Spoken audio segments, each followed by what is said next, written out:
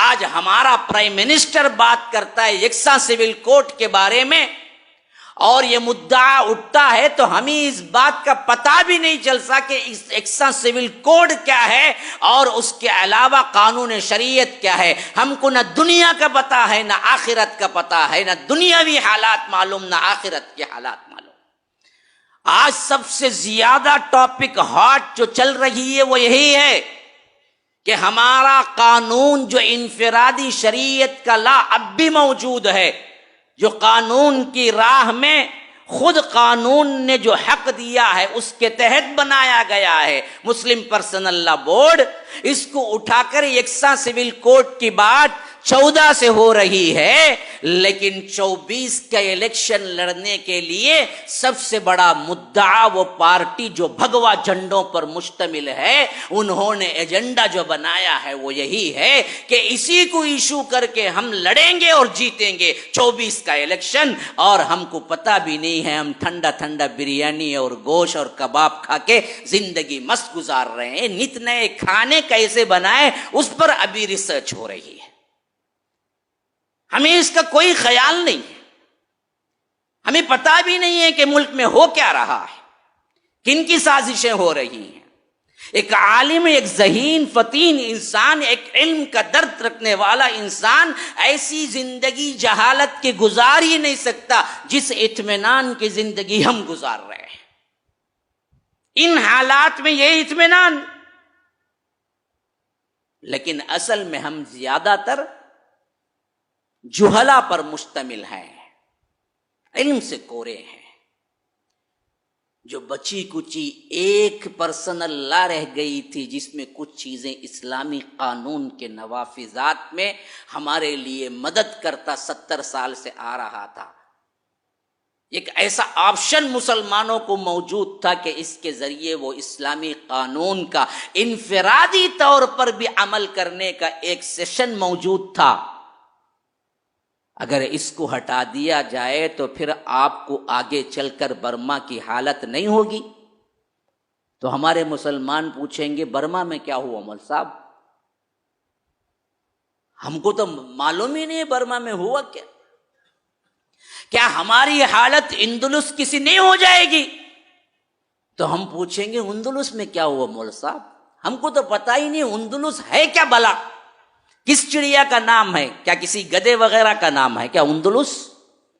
کیونکہ ہم نے نہ تاریخ پڑھا، نہ علم حاصل کیا، نہ دین کا نہ دنیا کا، کریں تو کیا کریں، کس نحس سے سمجھائیں ہم؟ علم کی پسماندگی اللہ تبارک و تعالی کی قسم کھا کے کہتا ہوں ہر لحاظ کی پسماندگی ہے، علم کی بڑھوتری ہر لحاظ سے بڑھوتری ہے۔ تب جا کے معلوم ہوگا قانون کیا ہے، قانون کو بدلا کب جا سکتا ہے، قانون کو کیسے بدل رہے ہیں، آج ہمارے خلاف سازشیں کیوں ہو رہی ہیں۔ علم آئے تو ذہانت آئے گی، ذہانت آئے گی تو فطانت آئے گی، فطانت آئے گی تو پھر آپ ملک کے اتار چڑھاؤ کی سمجھ آپ کے ذہنوں میں آئے گی۔ آج ہمارے سروں پہ یکساں سول کوڈ کھڑا ہوا ہے اور پتہ نہیں کہ 24 کا الیکشن کے لیے یہ برباد شدہ شخص بربادی کے آخری دہانے پر مسلمان امت کو بھی لے جائے اور رائے پاس ہو جائے اور لا قانون بن جائے تو 1% اللہ کی جو کچھ ہمیں سہولت میسر تھی وہ بھی چلی جائے گی۔ پھر اس کے بعد ہو سکتا ہے کہ تمہاری عبادت گاہوں پر بھی یکساں سول کوڈ کے ذریعے تالا لگا دیا جائے، اور اس کا تجربہ ایک مرتبہ کرونا وائرس کی شکل میں ہم کر ہی چکے ہیں۔ کوئی بڑی بات نہیں ہے کہ تالا لگ جائے۔ جو آزادی اذان کی ہے، جو آزادی نماز کی ہے، جو آزادیاں آپ کو شریعت کے اعتبار سے ہیں، ان پر بھی قدغن لگا دیا جائے۔ جاؤ جاؤ جا کے دیکھو وہاں جہاں پر ان کی حکومتیں ہیں اور وہاں میجارٹی ان کی اپنی ہے۔ اللہ کا شکر کہ یہاں نہیں ہے، لیکن میں نے اپنی آنکھوں سے دیکھا، ہندوستان کو پھرو دیکھو کہ خود ہندوستان کہنے والا ایک ملک ہونے کے باوجود بھی جہاں ان کی میجارٹی ہے، جہاں ان کا وزیر اعلیٰ ہے، وہاں پر مسلمانوں کو گاجر مولی کی طرح سلوک ہو رہا ہے، کوئی اہمیت نہیں ہے۔ قریب میں نے جہاں سفر کیا میں اپنی آنکھوں سے دیکھا کیا حالات ہیں وہاں کے مسلمانوں کے. جامع مسجد کو دیکھا تو حیران رہ گیا کہ اتنی وسیع، حرمین کے بعد میں نے اس سے بڑی مسجد کوئی نہیں دیکھی. لیکن خون کے آنسو اس وقت رونا پڑا جب ممبر کے سامنے بورڈ لگا ہوا ہے. یا رب، میں فوٹو لے کے آیا تھا اس کی. ممبر کے سامنے بینر پہ ایک بہت بڑا بینر لگا ہوا ہے محراب پر، اور اس میں لکھا ہوا ہے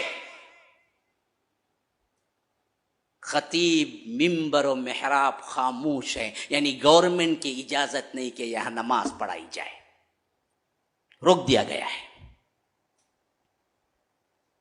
370 کے بعد. کئی مسجدیں ایسے تالے لگائے جا چکے ہیں، جا رہے ہیں، سازشیں ہو رہی ہیں. ہم متنجن بریانی میں مصروف ہیں، نت نئے مسالے دریافت کر رہے ہیں کھانے کے لیے. اللہ ہی نیک توفیق دینے والا ہے. یہ امت کہاں جا کے رکے گی، کہاں ہماری جہالت ہم کو چھوڑے گی. اللہ ہی محافظ ہے، اللہ ہی ہماری حفاظت کرنے والا ہے. نیک سمجھ دے، ہم کو توفیق دے، ہم علم حاصل کریں، میچورٹی بڑھائیں، اپنے آپ کو دیکھیں، قانون کو پڑھیں، اور اس ہندوستان میں جس تاریخ کو دہرانا یہ اندلس کی چاہتے ہیں اس کو روکیں بالعلم، اللہ کی مدد کے ذریعے.